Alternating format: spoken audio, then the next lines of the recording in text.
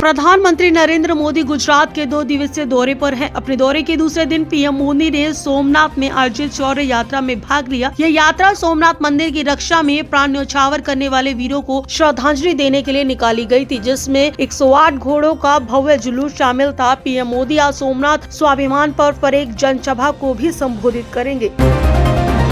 इंदौर में दूषित पानी से 20 लोगों की मौत के बाद देश के 7 बड़े शहरों में भी गंदे पानी की समस्या सामने आई। गांधीनगर, हैदराबाद, ग्रेटर नोएडा, रोहतक, झज्जर और भोपाल जैसे शहरों में लोग गंभीर बीमारियों से जूझ रहे हैं। इन शहरों में पानी में सीवेज, बैक्टीरिया और औद्योगिक कचरा पाया गया, जिससे स्वास्थ्य संकट गहरा रहा है। केंद्र सरकार के आदेश के एक एक्स ने अश्लील सामग्री के खिलाफ बड़ी कार्रवाई की। प्लेटफॉर्म ने 600 अकाउंट और 3500 से अधिक पोस्ट हटा दिए। सरकार ने आपत्तिजनक सामग्री पर आपत्ति जताई थी, जिसके बाद ट्विटर ने नियमों का पालन करने और ऐसी सामग्री को अनुमति न देने का आश्वासन दिया है। नॉर्वेजियन नोबेल संस्थान ने स्पष्ट किया कि नोबेल शांति पुरस्कार हस्तांतरित या रद्द नहीं किया जा सकता। यह टिप्पणी वेनेजुएला की विपक्षी नेता मारिया कोरिना मचाडो के उस सुझाव के बाद आई, जिसमें उन्होंने अपना 2025 का शांति पुरस्कार डोनाल्ड ट्रंप को देने की बात कही थी।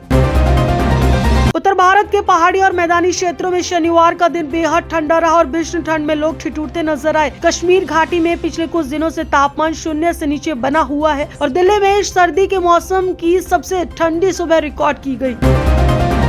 वायु प्रदूषण से निपटने के लिए दिल्ली समेत एनसीआर के राज्य की सक्रियता अब सिर्फ उसके बढ़ने पर ही नहीं दिखेगी, बल्कि अब वे इससे निपटने के लिए साल भर काम करते हुए दिखेंगे। इसे लेकर सभी राज्यों ने अब अपना एक सालाना प्लान भी तैयार किया है।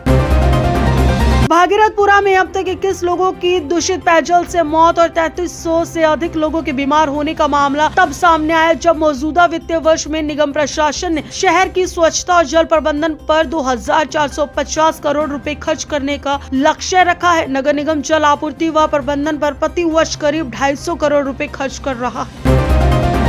पुणे पब्लिक पॉलिसी फेस्टिवल को संबोधित करते हुए जनरल चौहान ने कहा कि पाकिस्तान में हाल ही में जल्दबाजी में किए गए संवैधानिक बदलाव बताते हैं कि उस ऑपरेशन के दौरान उन्हें अपनी व्यवस्था में कई कमियां और खामियां मिली। उन्होंने कहा, ऑपरेशन सिंदूर अभी सिर्फ थमा है।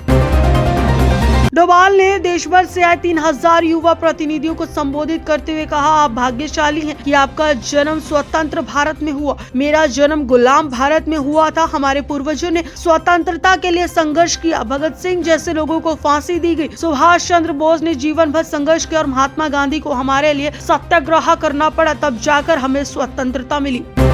बंगाल में पश्चिम मेदिनीपुर के घाटाल की चंद्रकोना रोड पर शनिवार को बंगाल विधानसभा में नेता प्रतिपक्ष शुवेंदु अधिकारी के काफिले पर हमले किया गया। अधिकारी ने तृणमूल कांग्रेस के कार्यकर्ताओं पर हमले का आरोप लगाया है।